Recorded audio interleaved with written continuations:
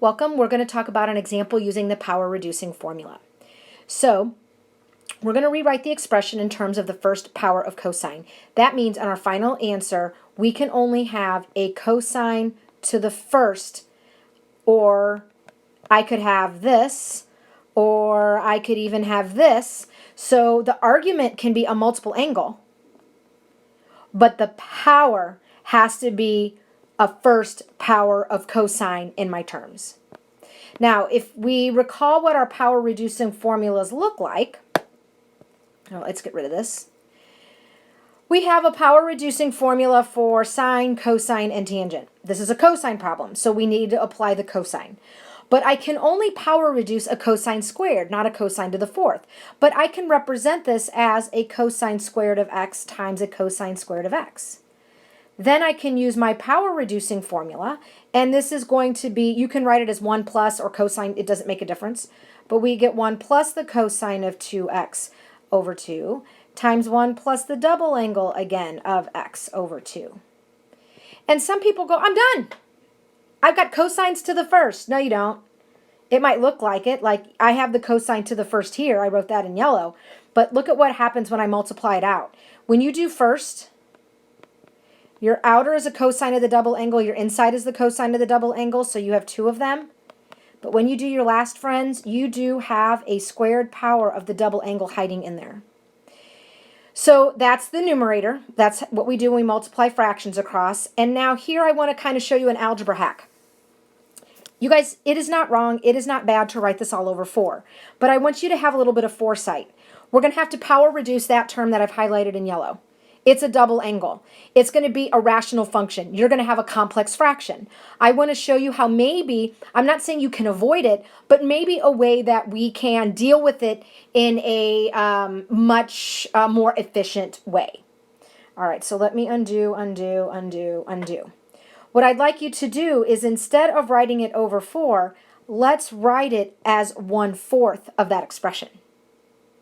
And we will actually use pulling that scalar out. We will use that as a calculus tool quite a bit in forthcoming lessons. Okay, so everything so far, the 1/4 is okay. The 1 is okay. The 2 cosine double angle of x is okay. What is not okay is the cosine squared of 2x. That is not cosine in the first power. So we have to power reduce that.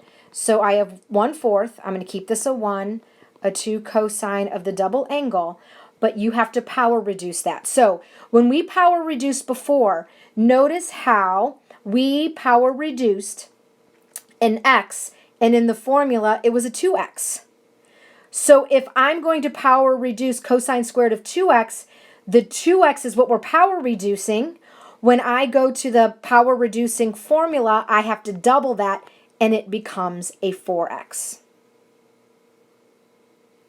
Now, again, some kids go, nope, I'm done. This is all in the power of the first. It is, but I don't ever allow you to have a complex fraction as your final answer, and that's what this is. So let's do a little algebra cleanup.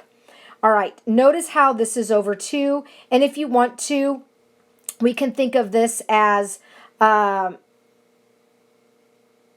1, or sorry, that's over 2 and that's over 2. If we want this to be over 2, then that becomes a 4, and this would be 2 2's.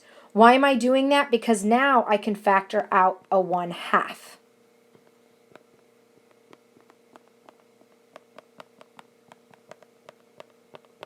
Why did I do that? I just eliminated my complex fraction. So that's why I wanted to show you this. It's kind of nice. It's really easy to get a common denominator of 2 for everything. So this gives me 1/8. The 2 and the 1 can combine to 3, plus 4 cosine of the double angle, plus cosine of 4x. And now you have a statement where everything is in terms of cosine to the first. So now please go to the next video. It is an older video. And so in that video, the first 6 minutes, I did cosine to the sixth of x. It's not wrong. It's not bad, but I'm not going to make you responsible. It's a pretty long problem. So I'm not making you responsible for things to the sixth power. I'm only making you responsible for second, third, and fourth powers to power reduce.